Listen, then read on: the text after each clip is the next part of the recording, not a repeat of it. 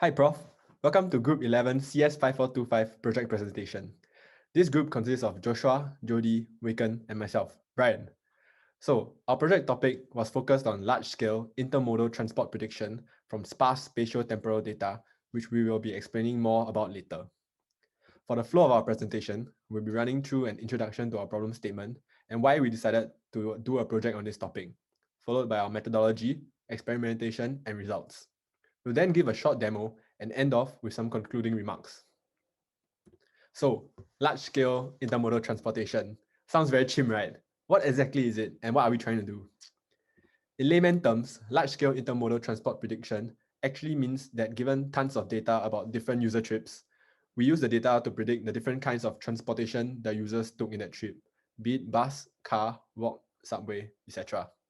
The data that we use is actually location-based service or LBS data that we procured from a major telco company in Singapore. LBS data actually corresponds to events on the phone like voice calls, messages, or location changes. This data is recorded with other useful data such as a user's ID and timestamp that we can then use to do a prediction by converting the data into a trip. Right, so you may be asking next, how do we actually extract the trip? Right, how do we get the trip from the data? We do this by pre-processing our data in 4 steps. Right, so let me give you an example. Considering a single user, our data consists of PI, which are actually different LBS data points of this user, demarcated by the orange points on the figure.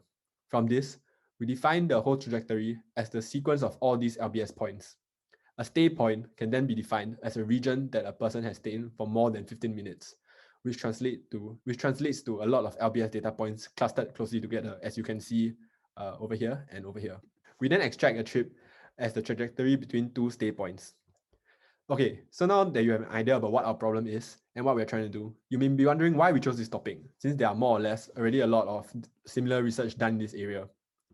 So why our research is different and why we believe it could be more useful than the past research done is that we are using LBS data, which actually has a lot of research done on it.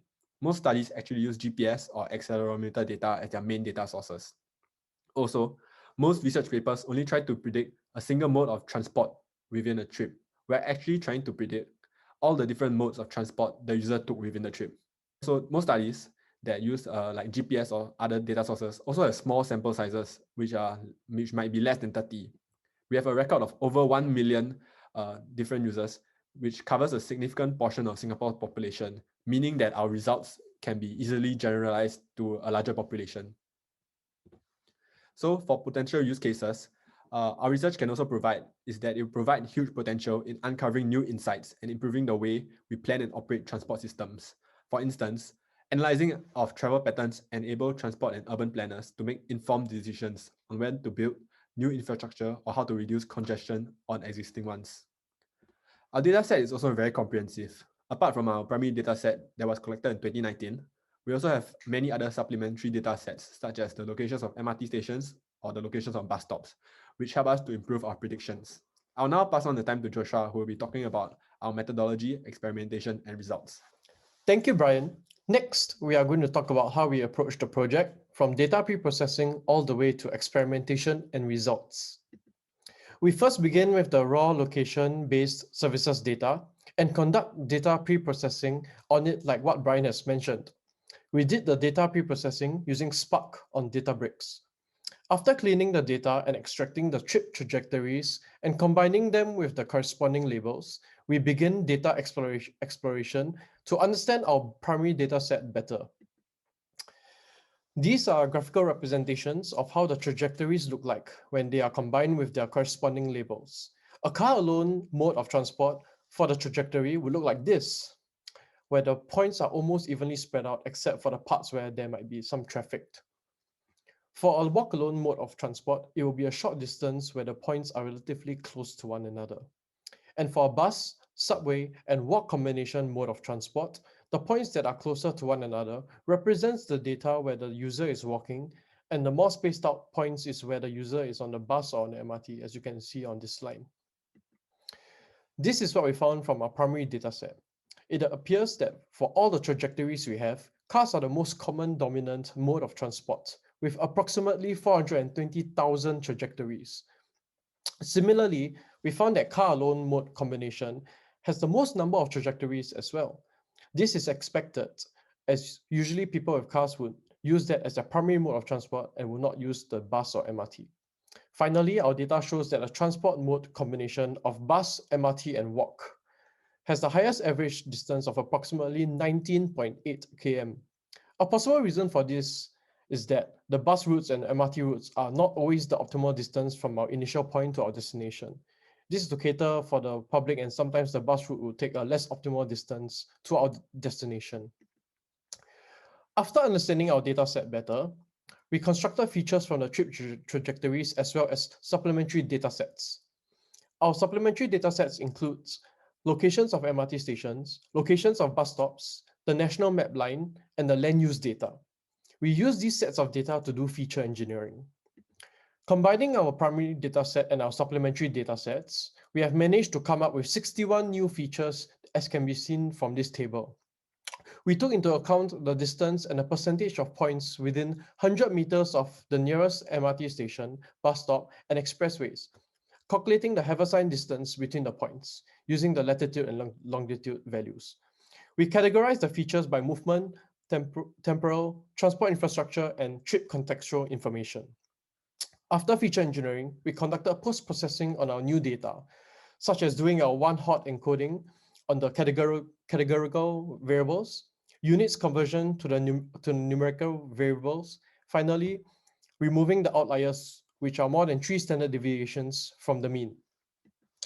These are the tools that we use for each stage of the project, from data pre-processing to data explanation. Since we are dealing with a multi-label classification problem, we used 4 different techniques to solve this problem. We used binary relevance, classifier chains, and label power set techniques, all of which are mainly a problem transformation approach, transforming our multi-label problem into a single label problem to simplify things. We also used an adapted algorithm to solve the multi-label problem directly. From our results, we have found that the label power set technique to be the most accurate and relatively efficient as compared to the rest. Hence, we decided to use label power sets. Now, we will evaluate the usefulness of the features we created using the supplementary datasets. We have 4 subsets of data containing the different sets of features based on their category. The default model we use to train is the logistic regression model, and there was not much observable difference in the results in the different metrics, except for recall. As you can see in this graph, the transport infrastructure features help to improve recall. Next, Waken will continue with feature selection. Thank you, Joshua. On to the feature selection. Having irrelevant features can decrease the accuracy of our models and make our models learn based on irrelevant features. Less features will also result in a reduction in overfitting and training time. As such, we will focus on the removal of highly correlated features and selecting features that contribute most to the accuracy of the models. With a logistic regression model, we used recursive feature elimination on our original set of features. This successfully reduced our number of features from over 60 features to just 40 features. We then proceed on to the training of our models. More particularly, we performed distributed parameter search on Spark using HyperOpt and 3 structured Poisson estimators. To handle multi-label classification problems, as in our case, we looked at 6 different classifiers: logistic regression, multi-layer perceptron, decision tree, random forest, extra trees, and adder boost. For each of them, they are searched up to 50 parameter combinations with a maximum runtime of 1 hour. Note that some of the classifiers did not manage to train until 50 models, and this is because these classifiers are more complex and hence take a longer training time. The hyperparameter optimization was performed on 20% of the training set, and the best model with the highest accuracy was retrained on a full training set. We then used the models that we had trained and evaluate them using our test data, through which we generated evaluation metrics for each of the models, namely accuracy, precision, recall, F1 score, and AUC score. It can be easily observed that the extra trees model has the best results among all of the trained models, consistently having the highest matrix scores among them. Thus, we select it as our final model. We then did further evaluation on our extra trees model between the different modes of transport. we generated the confusion matrix and the ROC curve. It can be observed that the mode of transport, walk, has the best performance probably because it is the most distinct mode as compared to the rest. From the ROC curve, we can also observe that the mode of transport, car, has the worst performance amongst all. This is perhaps because of the lack of supplementary datasets, which can distinctly differentiate it from the rest of the modes of transport. While, for example, the mode of transport bus have the bus routes for differentiation. So, how is our final model effective? We generated global explanations for the model to analyze the significance of each feature and see how they may be able to explain the results of the prediction. On the left side of the slide, we can see the overall global explanations graph. And from that, we can see that the features diameter, distance, and duration plays a huge role in our model prediction. On the right side of our slide, we can see the global explanations graph specific for walk, which tells us the same thing.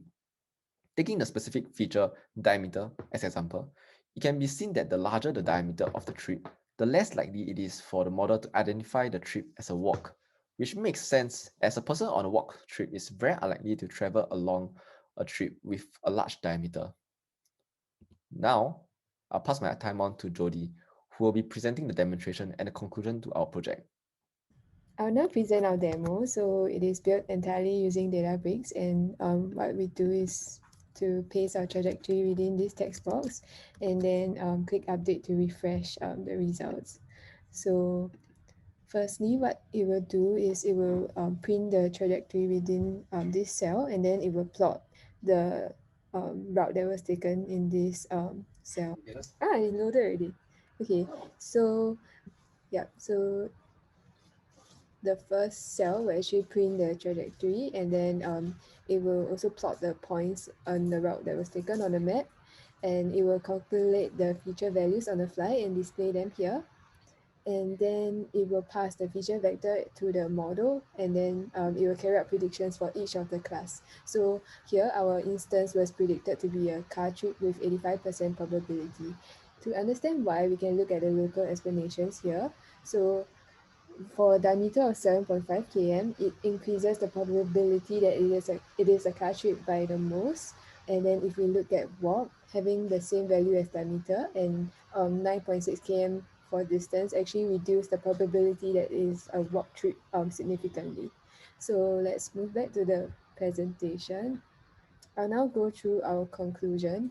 So we wanted to show the value of our project and why it is a big data project. So firstly, because we are dealing with very large volumes, and secondly, we have a lot of different variety of data. So we have LBS data, we have polygons, polylines, as well as point coordinates. We are also dealing with veracity. So a person might be going in a straight line, but because of how the cell towers are structured, he might be recorded as oscillating instead. So this makes our prediction a bit more challenging. Yeah, so now we'll discuss the extensions to our project and how we could improve the volume and velocity aspects. So the telco has 2.3 million users, and with a mean of 3 modes per day, that amounts to 6.9 million trips that we can do prediction on daily. And we could also carry out real-time collection and prediction.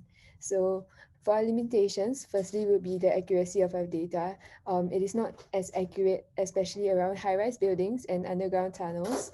And our data is not as granular as other data sources such as GPS. And lastly, we could also overestimate congestions in some cases where our prediction is not accurate. So for future work, we would like to improve prediction accuracy by training on more types of classifiers, increasing the runtime for optimization, covering more modes of travel, including more supplementary data sets, and lastly, carry out real-time processing and prediction. So we have come to the end of our presentation, and thank you for listening to us.